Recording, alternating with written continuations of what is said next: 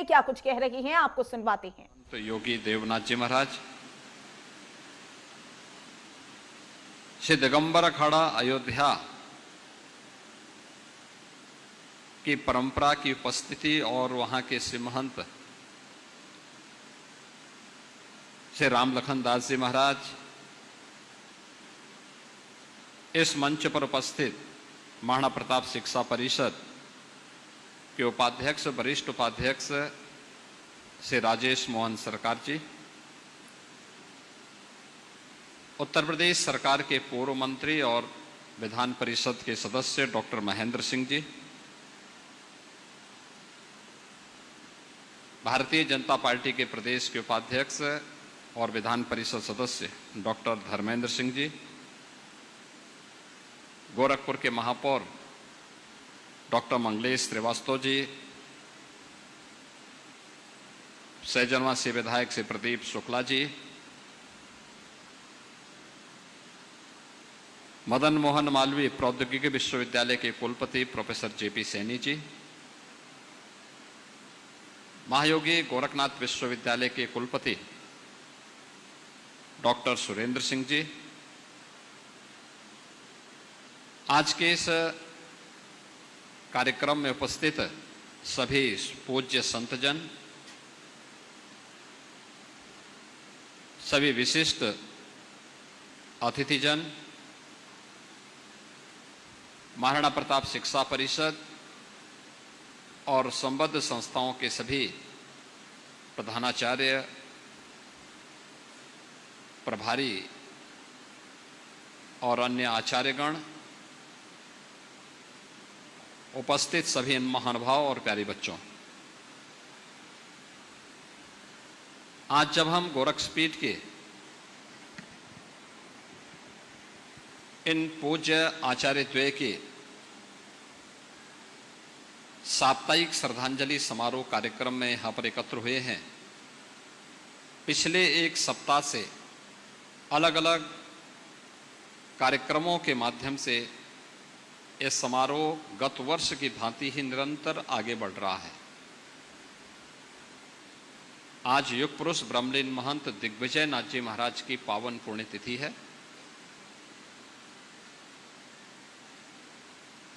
और इस स्मृति में उनकी पुण्य स्मृति को बनाए रखने के लिए गोरक्षपीठ अपनी उस परंपरा के प्रति श्रद्धा का भाव व्यक्त करने के लिए न केवल पीठ के माध्यम से बल्कि पीठ से संबद्ध संस्थाओं के माध्यम से भी अनेक प्रकार के कार्यक्रम आयोजित हो रहे हैं। सभी संस्थाओं में कोई न कोई कार्यक्रम आयोजित हैं और इन पूज्य संतों की उपस्थिति भी उन कार्यक्रमों के माध्यम से वर्तमान पीढ़ी के प्रति कुछ आग्रह करने और उनका मार्गदर्शन करना ही है। इन सब के पीछे का उद्देश्य भी एक ही है कि हम अपने परंपरा से कुछ सीखें। वे हमारी विरासत थी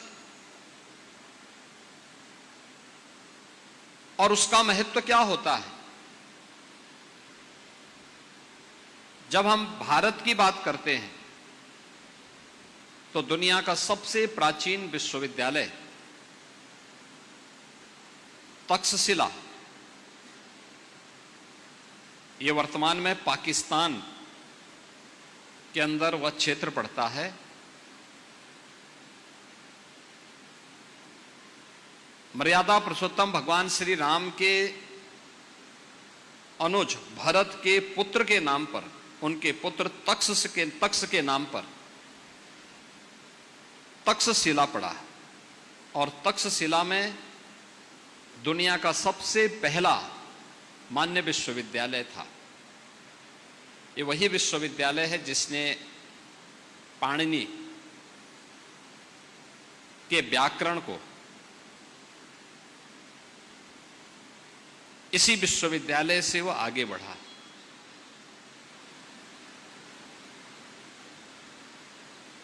यही विश्वविद्यालय है जिसने सुश्रुत और चरक जैसे आयुर्वेद के जनक पैदा किए थे। आयुर्वेद हो, व्याकरण हो, अर्थशास्त्र हो, राजनीतिक शास्त्र हो, या फिर कृषि के क्षेत्र में क्या कुछ नवाचार और शोध होने हैं, इन सब का दुनिया का प्राचीनतम विश्वविद्यालय तक्षशिला उसका एक केंद्र हुआ करता था। कहते हैं वहां पर उसी विश्वविद्यालय के एक स्नातक के रूप में विश्व प्रसिद्ध आयुर्वेद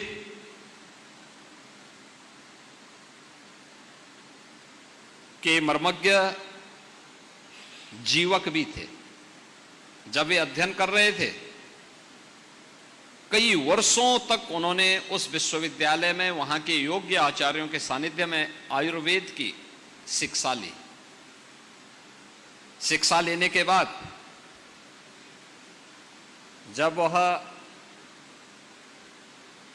कई वर्ष हो गए उनको, उनके मन में आया कि मैं क्यों ना अपने देश को वापस जाऊं,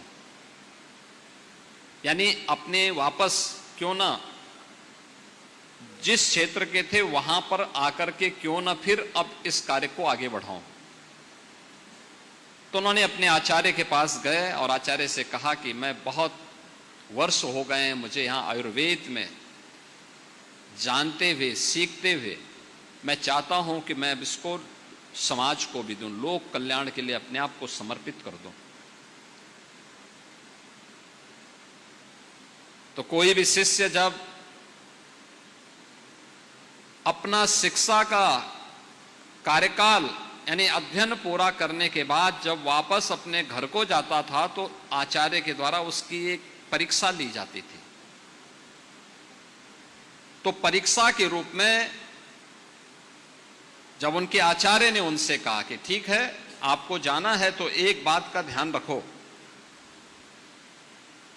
कि जाओ सामने जो वन है इस वन में जाकर के देखो ऐसी कौन सी वनस्पति है जिसमें औषधीय गुण न हो। कहते हैं जीवक गए, 15 दिनों तक वह वन के एक एक कोने को उन्होंने छाना और वापस आकर के उन्होंने अपने आचार्य से कहा कि कोई भी ऐसी वनस्पति मुझे नहीं मिली जिसमें औषधीय गुण न हो। उन्होंने कहा कैसे? उन्होंने कहा नहीं। उन्होंने कहा सब में कुछ न कुछ औषधीय गुण हैं। और इसीलिए तो भारतीय मनीषा ने कहा कि अमंत्रम अक्षरम नास्ति, नास्ति मूलो अनौषधय और अयोग्यो पुरुषो नास्ति योजकः तत्र दुर्लभ। यानी कोई अक्षर ऐसा नहीं जिसमें मंत्र बनने की सामर्थ्य न हो।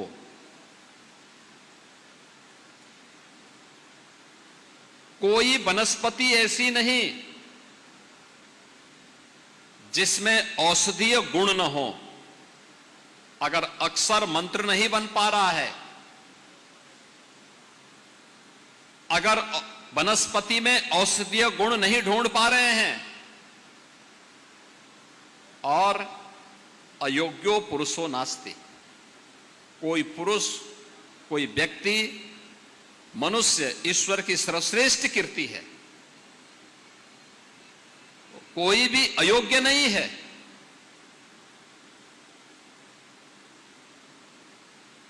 अगर मनुष्य अयोग्य है तो मान के चलिए कोई योग्य योजक नहीं मिला है।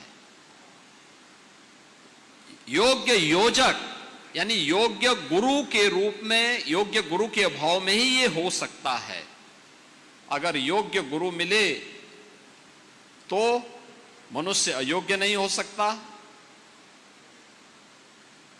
योग्य आचार्य मिले, आयुर्वेदाचार्य मिले, कोई वनस्पति ऐसी नहीं जिसमें औषधीय गुण न हो, और कोई योग्य आचार्य मिल गया तो हर अक्षर को अपने आप में वो मंत्र में बदलने की सामर्थ्य रखता है। हमारे ऋषि परंपरा ने, भारत की ऋषि परंपरा ने, भारत के संतों की परंपरा ने उसी योजक के रूप में समाज की भूमिका का, अपनी सामाजिक और आध्यात्मिक भूमिका का निर्वहन किया। याद करिए महंत दिग्विजयनाथ जी महाराज, उनका जन्म मेवाड़ के उस इतिहास प्रसिद्ध कुल परंपरा में हुआ जिसने कभी विदेशी ताकतों के सामने कोई समर्पण नहीं किया। वे जूझते रहे, लड़ते रहे, और अंततः किसी कालखंड में मेवाड़ से जुड़े हुए जितने भी दुर्ग और किले विदेशी आक्रांताओं ने अपने कब्जे में लिए थे, महाराणा प्रताप ने अपने जीते जी सबको वापस ला करके भारत की हिंदुआ सूर्य की उस पताका को फिर से अनंत काल तक आने वाली पीढ़ी के लिए एक नई प्रेरणा दी। महंत दिग्विजयनाथ जी महाराज उस परंपरा से गोरखपीठ में आए थे, लेकिन नहीं आकर के केवल साधु का बाना पहन करके अपने आध्यात्मिक उन्नयन तक अपने आप को सीमित नहीं रखना। धर्म के जो हेतु हैं, अभ्युदय के लिए भी और निश्रेयस्य के लिए भी, यानी सांसारिक उत्कर्ष के लिए भी हम काम करेंगे और अपनी आत्मिक उन्नति के लिए भी कार्य करेंगे, जिससे मुक्ति मिल सके, जीवन में मुक्ति का मार्ग प्रशस्त हो सके। इन दोनों को साथ लेकर के चलने वाला ही सच्चा साधु हो सकता है, सच्चा ऋषि हो सकता है। और यही कार्य गोरखपीठ की इस परंपरा ने महंत दिग्विजयनाथ जी महाराज के नाम पर, पूज्य महंत अवेद्यनाथ जी महाराज के नाम पर किया। साधु अकेले होगा, पूरा समाज ही उसका परिवार है, पूरा राष्ट्र ही उसका कुटुंब है,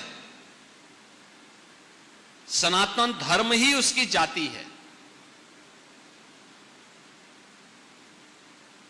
जब इस ध्येय के साथ वे कार्य किए तो संतों का संकल्प क्यों चरितार्थ होता है? इसलिए होता है, उनका संकल्प मूर्त रूप इसलिए लेता है क्योंकि उसमें एक पवित्रता छुपी होती है, उस संकल्प में एक दृढ़ता छुपी होती है, उनकी साधना का अंश घुला होता है। और उन्होंने संकल्प लिया था गोरखपुर में शिक्षा का एक केंद्र बनना चाहिए। साधन नहीं थे, देश गुलाम था। 1932 में उन्होंने महाराणा प्रताप शिक्षा परिषद की स्थापना कर दी। गोरखपीठ के पास साधन नहीं थे, लेकिन गोरखनाथ मंदिर को सनातन धर्म के एक वैभवशाली मंदिर के रूप में स्थापित करना है। और मुगल कालखंड के दौरान विदेशी आक्रांताओं ने अगर हमसे कुछ छीना है तो उसको वापस लेकर के हम उसकी पुनर्प्रतिष्ठा का कार्य करेंगे। उन्होंने गोरखनाथ मंदिर और उससे जुड़ी हुई पूरी संपत्ति को गुलाम भारत में ही वापस लेकर के गोरखनाथ मंदिर को भी भव्य स्वरूप प्रदान कर दिया। उन्होंने संकल्प लिया था कि हमें गोरखपुर में विश्वविद्यालय की स्थापना करनी है। तो गोरखपुर में उस समय गोरखपुर में विश्वविद्यालय बनाने की जब बात आई तो मांग करने वाले बहुत होते हैं, लेकिन जब देने की बात आई तो उस समय बहुत सारे लोग पीछे हट गए। सेंट एंड्रूज कॉलेज भी यहां गोरखपुर में था। महाराणा प्रताप कॉलेज और सेंट एंड्रूज कॉलेज थे। आजादी के पहले दोनों साथ साथ थे कि हां मिलकर के विश्वविद्यालय बन जाएगा, हम राज्य सरकार को दे देंगे प्रॉपर्टी। लेकिन जब स्वतंत्र भारत में 1950 में संविधान अंगीकार किया गया तो सेंट एंड्रूज कॉलेज को, अल्पसंख्यक संस्थाओं को विशेष अधिकार प्राप्त हो गए, तो उन्होंने मना कर दिया कि हम नहीं देंगे। फिर गोरखपीठ को कुछ समय लगा एक और कॉलेज बनाने में। जब 2 कॉलेज बने और राज्य सरकार की मांग के अनुरूप प्रॉपर्टी जुटा दी गई, तब राज्य सरकार को दिया गया। फिर गोरखपुर विश्वविद्यालय की स्थापना होती है, गोरखपुर विश्वविद्यालय वहां से बनता है। बालिकाओं की शिक्षा का केंद्र बनना चाहिए गोरखपुर। उन्होंने महाराणा प्रताप महाविद्यालय, महाराणा प्रताप बालिका विद्यालय, ये सभी स्थापित करने के साथ उन कार्यक्रमों को आगे बढ़ाते रहे। और उनका संकल्प था कि अयोध्या में गुलामी के प्रतीक उस ढांचे को हटा करके राम जन्मभूमि पर भगवान राम का भव्य मंदिर बनना चाहिए। उन आचार्य द्वय का वह सपना साकार होता है जब प्रधानमंत्री मोदी जी के कर कमलों से अयोध्या में रामलला की मूर्ति का भव्य प्राण प्रतिष्ठा का कार्यक्रम संपन्न होता है। कौन ऐसा भारतीय होगा, कौन ऐसा भारतीय होगा जो आज अयोध्या में राम जन्मभूमि पर भगवान श्री राम के भव्य मंदिर निर्माण के इस कार्य के साथ अभिभूत न होता हो। अगर वह अभिभूत नहीं होता है और अगर उसे गौरव की अनुभूति नहीं होती है, तो हमें उसके भारतीय होने में संदेह होता है। क्योंकि यह सनातन गौरव का प्रतीक है, भारतीय गौरव का प्रतीक है कि हमने आक्रांताओं की निशानी को मिटाया है और भारतीयता के गौरव को फिर से राम जन्मभूमि पर भगवान राम के भव्य मंदिर के निर्माण की पुनर्स्थापना का कार्य स्वतंत्र भारत में हो पाया है। और यह कार्य प्रधानमंत्री मोदी जी के कर कमलों से आज अयोध्या में हम सब देख रहे हैं। ये संतों का ये संकल्प है, पूज्य संतों के इस संकल्प का, जो संकल्प उन्होंने लिया, जिसके लिए संघर्ष किया, उन सभी पूज्य संतों के संकल्पों का ही परिणति है कि वे संकल्प एक एक करके पूरे हो रहे हैं। और इसीलिए आप देख रहे होंगे यहां इतनी बड़ी संख्या में पूज्य संत हैं। कोई मैं और मेरा की बात नहीं कर रहा है, कोई ये नहीं कह रहा कि मेरे लिए ही सब होना चाहिए, मेरे परिवार के लिए होना चाहिए, क्योंकि उनका परिवार अपना व्यक्तिगत तो कोई परिवार ही नहीं, ये समाज ही उनका परिवार है, सनातन धर्म ही उनकी जाति है। और उन सबको लेकर के चलने, उन सबको अपने साथ जोड़ने की जो सामर्थ्य है वो पूज्य संतों के ही सानिध्य में होगी। और आज गोरखपीठ अपने आचार्य द्वय की उन स्मृति को उसी श्रद्धा भाव के साथ आगे बढ़ाने का कार्य कर रही है। मुझे प्रसन्नता है, पिछले 1 सप्ताह से लगातार ये कार्यक्रम यहाँ पे चल रहे हैं, लगातार चल रहे हैं। और जैसे कार्यक्रम यहाँ पर हो रहा है, ऐसे ही कार्यक्रम आज उन सभी 52 संस्थाओं में भी एक साथ चल रहा है, जहां पर जो महंत दिग्विजयनाथ जी महाराज ने, महंत वैद्यनाथ जी महाराज ने, या उनकी प्रेरणा से जो संस्थान गोरखपीठ के द्वारा स्थापित हुए, उन सब में भी इस प्रकार के कार्यक्रम करके उनका पुण्य स्मरण किया जा रहा है, जिससे वर्तमान पीढ़ी उनके योगदान का स्मरण भी कर सके, उससे प्रेरणा भी प्राप्त कर सकें। और जो हम प्रधानमंत्री मोदी जी ने देशवासियों को एक संकल्प दिया है विकसित भारत का, विकसित भारत यह केवल एक राजनीतिक संकल्प नहीं है, यह भारत का मंत्र है। भारत को उस भारत के रूप में जो विश्व गुरु के रूप में स्थापित था, जिसने दुनिया के अंदर भारत की ताकत का एहसास कराया था, क्या ज्ञान में, क्या विज्ञान में,